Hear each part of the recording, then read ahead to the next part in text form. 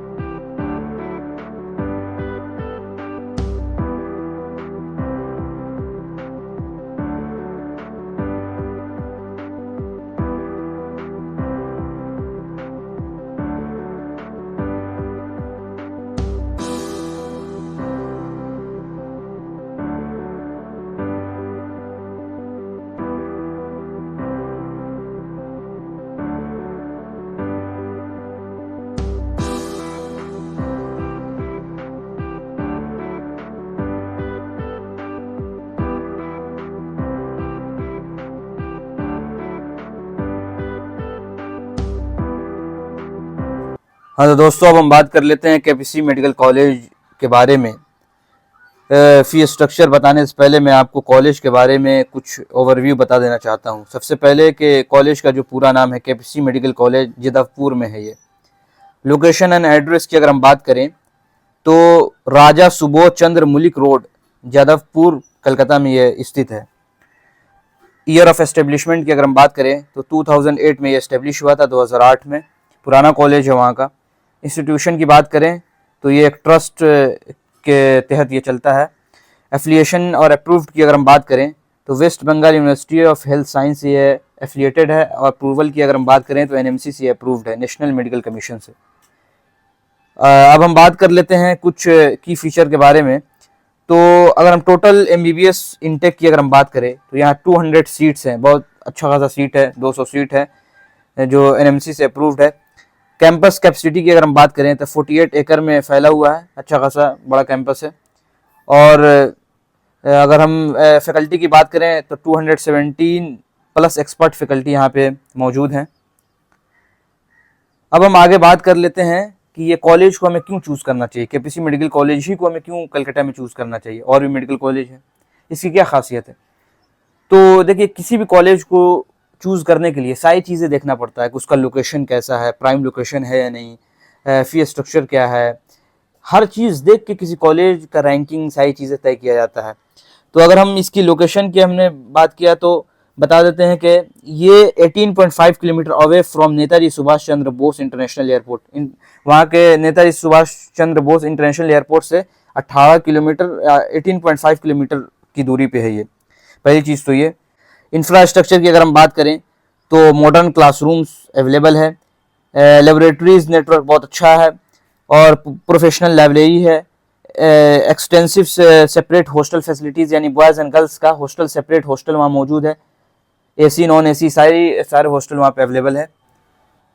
हाँ तो दोस्तों अब हम फी स्ट्रक्चर के बारे में बात कर लेते हैं। तो सबसे पहले हम बात करेंगे स्टेट कोटा का फी स्ट्रक्चर, फिर मैनेजमेंट कोटा, फिर एनआरआई।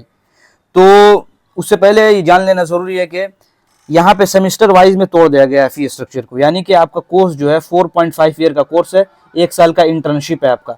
तो जो ट्यूशन फी आपको जो जमा करना है वो 4.5 ईयर का ट्यूशन फी जमा करना है, 1 साल का जो इंटर्नशिप है, यहाँ फी स्ट्रक्चर नहीं बल्कि यहाँ हॉस्टल फी आपको सिर्फ जमा करना होगा।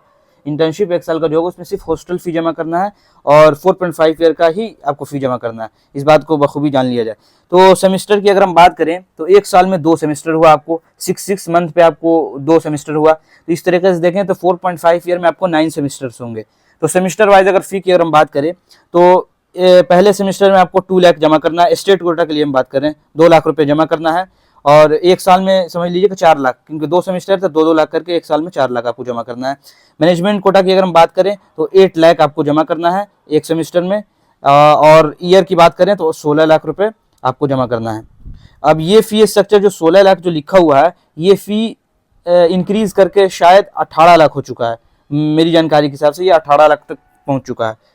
एनआरआई कोटा की अगर हम बात करें तो एनआरआई का यहाँ टोटल लिखा हुआ है। अब हम कॉशन फी की अगर हम बात करें जो कि रिफंडेबल होता है, सिक्योरिटी मनी जिसे हम कहते हैं, तो इसकी अगर हम बात करें तो ये आपको 15,000 आपको जमा करना है स्टेट कोटा के लिए 15,000 रुपये, मैनेजमेंट कोटा के लिए भी 15,000 रुपये 15,000 जमा करना है और एनआरआई की बात करें तो एनआरआई के लिए भी 15,000 आपको जमा करना है। तीनों के लिए सेम है। अब हम टोटल कोर्स की फी स्ट्रक्चर की अगर हम बात करें तो स्टेट कोटा की अगर हम ट्यूशन फी की अगर हम बात करें टोटल तो 18 लाख रुपए 18 लाख रुपीज़ आपको जमा करना है, जो कि बहुत कम है। एक एमबीबीएस कॉलेज के लिए हम बात करें प्राइवेट में तो बहुत कम है वहाँ के लिए। अब मैनेजमेंट कोटा की बात करें जो कि जनरल है, कलकत्ता एक ओपन बोर्ड है तो कोई भी स्टूडेंट यहाँ पे एडमिशन ले सकता है, तो उसके लिए आपको 72 लाख। ट्यूशन फी की बात करें तो 72 लाख रुपए आपको टोटल ट्यूशन फी आपको जमा करना है। एनआरआई कोटा की अगर हम बात करें तो टोटल 1.5 CR यानी 1.5 करोड़ रुपए आपको जमा करना है पूरे कोर्स का। इसमें हॉस्टल इंक्लूड नहीं है, सिर्फ फी स्ट्रक्चर है, ट्यूशन फी है। अब हम एडमिशन के टाइम जो अमाउंट पे करना है वो 2,65,000 आपको जमा करना है। क्यों ये 2,65,000 हुआ? एडमिशन फी आपको 1 टाइम पहले जमा करना है, एडमिशन फी जो कि 50,000 है आपको एडमिशन फी। वो मैनेजमेंट कोटा के लिए भी सेम है, एनआरआई कोटा के लिए भी सेम है। ये 50,000 आपको जमा करना है पहले, सिर्फ 1 टाइम आपको पेमेंट करना है, उसके बाद नहीं जमा करना है। और ये जो रिफंडेबल फी है 15,000 ये आपको रिफंड कर दिया जाएगा जब आपका कोर्स कंप्लीट हो जाएगा, तो आपको ये पैसा रिफंड कर दिया जाएगा। तो हम बात कर लेते हैं हॉस्टल के बारे में। तो हॉस्टल के बारे में तो डिटेल हम आपको बताएंगे, उससे पहले जान लें कि हॉस्टल के सिक्योरिटी डिपॉजिट भी करना होता है, 10,000 रुपये आपको सिक्योरिटी डिपॉजिट भी करना है जो कि आपको रिफंड कर दिया जाएगा। फिर अब एक इम्पॉर्टेंट नोटिस है जिसको जान लेना जरूरी है। तो सबसे पहले हम बता दें आपको कि स्टेट कोटा के लिए जो ये फी है 18 लाख, ये आप मान के चले कि 20 लाख आपको पड़ेगा, आपको 20 लाख रुपए पड़ेगा। और मैनेजमेंट कोटा की अगर हम बात करें तो ये फी स्ट्रक्चर थोड़ा सा इंक्रीज किया है, जो कि और लेटेस्ट अपडेट आया है तो उसमें थोड़ा सा इंक्रीज किया है। तो आप इसको 80 लाख आप मान के चले, 80 लाख रुपए मान के चले। अगर 18 लाख हुआ होगा तो 80 लाख आप मान के चलें इसको कि पड़ेगा। और यहाँ पे साफ तौर से लिखा हुआ है कि 15,000 जो है 15,000 इज फुल्ली रिफंडेबल। जो आप कॉशन फी जो दे रहे हैं वो 15,000 वो आपको फुल्ली रिफंड कर दिया जाएगा आपके कोर्स के कंप्लीट होने के बाद। अब हम बात कर लेते हैं कट ऑफ के बारे में। कट ऑफ देखिए, कट ऑफ जानना बहुत ज़रूरी है। मैं हर वीडियो में आपको बताता हूँ कि कट ऑफ आप खुद देख लें, ट्रेंड आप खुद देख लें, मिनिमम 2 साल का आप ट्रेंड देख लें ताकि आपको अंदाज़ा लग जाएगा कि इस कॉलेज में कट ऑफ क्या जा रहा है, क्या ट्रेंड है। कॉलेज वाले तो आप प्राइवेट कॉलेज खास तौर से कहेंगे कि मैं ले लूँगा, आपको इस मार्क्स पे भी आपका एडमिशन हो जाएगा, कम मार्क्स पे भी आपका एडमिशन हो जाएगा। लेकिन होता क्या है कि कट ऑफ कई दफ़ा ज़्यादा चले जाता है, किसी ईयर कम चले जाता है, किसी राउंड में आपको फाइनल राउंड का दिखा देंगे और किसी राउंड में ज़्यादा चल जाता है कट ऑफ। तो आप इस बात का ख्याल रखेंगे कि आप खुद से मिनिमम 2 साल का ट्रेंड आप देख लें ताकि आपको अंदाज़ा लग जाएगा। तो मैं 24, 25 दोनों ईयर का मैं कट ऑफ आपके सामने ला दिया हूँ ताकि आपको कहीं जाने की ज़रूरत नहीं पड़ेगी। इस बात का ध्यान रखिएगा, फ्रॉड बहुत ज़्यादा चलता है प्राइवेट मेडिकल कॉलेज में। तो सबसे पहले हम बात कर लेते हैं 25 का स्टेट कोटा के बारे में। कट ऑफ स्टेट कोटा और मैनेजमेंट कोटा सारी चीज़ों के बारे में देख लेते हैं। तो सबसे पहले स्टेट कोटा का 25 का कट ऑफ देखेंगे। तो राउंड 1 का जो कट ऑफ गया था वो 38,701, यानी कट ऑफ बहुत हाई देखने को मिलता है स्टेट कोटा में भी, और ज़्यादा हाई देखने को मिलता है क्योंकि फ़ी एक कम है, जाहिर सी बात है। तो बहुत सारे स्टूडेंट इसमें रहते हैं कि एडमिशन हमारा हो जाए। तो 38,000 के आसपास आपको फर्स्ट राउंड में गया था कट ऑफ। सेकंड राउंड की अगर हम बात करें 42,871, यानी 42,000 के आसपास गया था। थर्ड राउंड और मॉपअप राउंड की बात करें तो 47,232, 47,000 के आसपास गया था। लास्ट राउंड 47,232, यानी सेम गया था 47,000, यानी कि आपका 45,000 के अंदर में अगर है रैंक आपका 45,000 के अंदर में है तो आपको ये कॉलेज मिलने का चांस है। 24 की स्टेट कोटा की अगर हम बात करें तो 40,274, उसके बाद 30,000 के आसपास राउंड 2 में गया है। राउंड 3 में आपको 40,000 के आसपास गया है। लास्ट राउंड आपको ये भी 41,000 के आसपास गया, यानी कि अगर 45,000 के रैंक के अंदर में है तो आपको स्टेट कोटा से आपको मिलने का पूरा चांस है। तो ये आपको अंदाज़ा लग गया कि 24-25 का देख के अंदाज़ा लग गया होगा स्टेट कोटा के लिए कि किस रैंक में अगर मेरा नंबर लाई कर रहा है तो हमारा एडमिशन हो सकता है। 25 की अगर हम बात करें, मैनेजमेंट कोटा की अगर हम बात कर लें तो 1,11,301, यानी 1,11,000 के आसपास अगर है आपका रैंक तो आपको ये कॉलेज मिल सकता है। राउंड 2 की अगर कट ऑफ की अगर हम बात करें तो 1,01,785, और राउंड 3 की बात करें तो 1,01,785, और लास्ट राउंड की बात करें तो 1,01,785, यानी कि 1,00,000 के आसपास ये रैंक गया है 25 में। 24 की अगर हम बात करें तो 1,13,252, राउंड 2 में 84,000 के आसपास गया है। राउंड 3 में 1,00,000 के आसपास गया है। लास्ट राउंड में भी 1,00,000 के आसपास, यानी कि 1,00,000 के अंदर में आपका रैंक है तो आप सेफ स्कोर है आपका, सेफ में है आप अगर 1,00,000 के अंदर में है। तो ये आपको अंदाज़ा लग गया, कॉलेज के भरोसे नहीं रहेगा, आप खुद 2 साल का मिनिमम ट्रेंड आप देख लें। अब हम बात कर लेते हैं फैसिलिटीज़ के बारे में, हॉस्पिटल फैसिलिटीज़ के बारे में। तो अगर बेड की बात करें तो 750 बेड कैपेसिटी है यहाँ पे हॉस्पिटल में। और बात कर ले 24/7 आपको फैसिलिटीज़ अवेलेबल है। MRI machine, CT scan, ultrasound, सारे सेटअप यहाँ पे अवेलेबल है। इमरजेंसी केयर, ICU, IPD, ये सारी चीज़ यहाँ पे अवेलेबल है। अब हम बात कर लेते हैं हॉस्टल एकोमोडेशन की। तो हॉस्टल की अगर हम बात करेंगे, देखिए हॉस्टल के जो फी स्ट्रक्चर है ना आपको वेरी करते हुए देखने को आपको मिलेगा, क्योंकि क्या होता है कि हॉस्टल का जो फी होता है वो डिपेंड करता है कि AC है, नॉन AC है, 2 सीटर है, 3 सीटर है, उस पर डिपेंड करता है।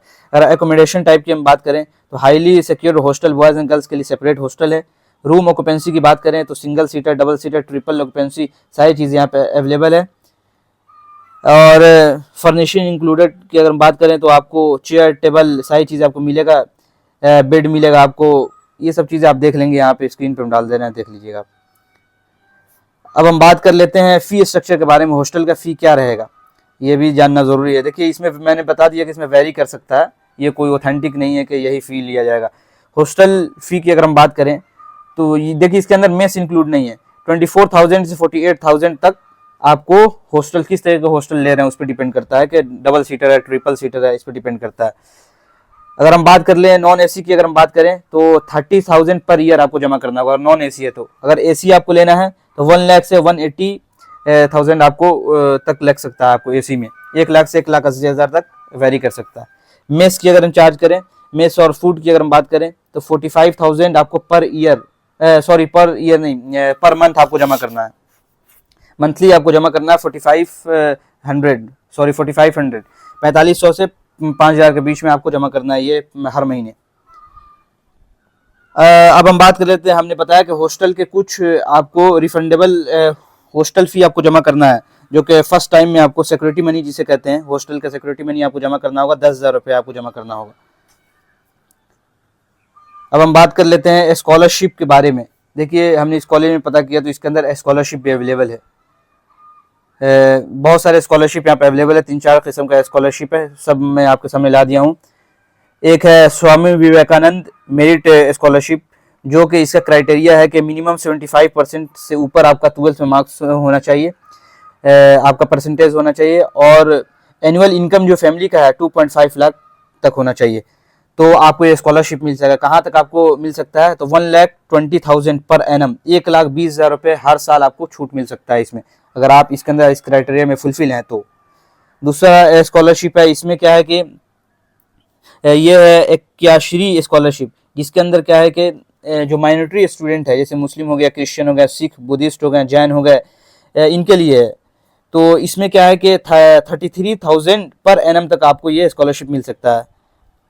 और एक क्या है एनएसपी स्कॉलरशिप जो है योजना के तहत, इसमें क्या है कि मिनिमम 80% अगर क्लास 12th में है आपका मार्क्स यानी परसेंटेज है, और फैमिली इनकम आपका 4.5 लाख पर एनम है, तो आपको इस स्कॉलरशिप में 82,000 पर एनम तक आपको बेनिफिट मिल सकता है। हर साल आपको 82,000 आपको छूट मिल सकता है आपके फी में। अब हम SC/ST स्कॉलरशिप की अगर हम बात करें, स्पेशली ये SC/ST स्टूडेंट्स के लिए है, जो स्टूडेंट डोमिसाइल है वेस्ट बंगाल के लिए, इस बात का भी ध्यान रखें, जो वेस्ट बंगाल का डोमिसाइल है उसी को लग सकता है उसमें, तो उसको भी गवर्नमेंट की तरफ से आपको इसमें स्कॉलरशिप मिलता है।